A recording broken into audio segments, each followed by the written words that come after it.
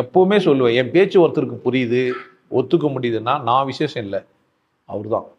ஏன் என் பேச்சை ஒத்துக்க முடியுதுன்னா எல்லாரும் ஒத்துக்கணும், அப்போதான் நான் விசேஷம். சிலரால் மட்டும்தான் ஒத்துக்க முடியுதுன்னா அப்போ யாரும் அவங்க விசேஷம், அதனால தான் அவங்களால மட்டும்தான் அதை ஒத்துக்க முடியுது.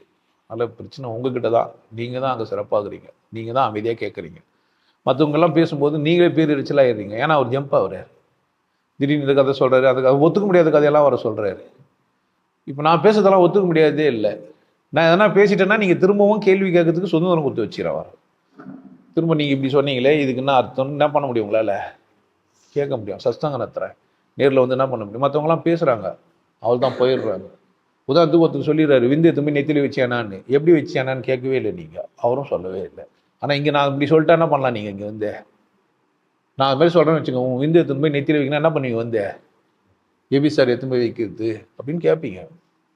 அப்படித்தானே?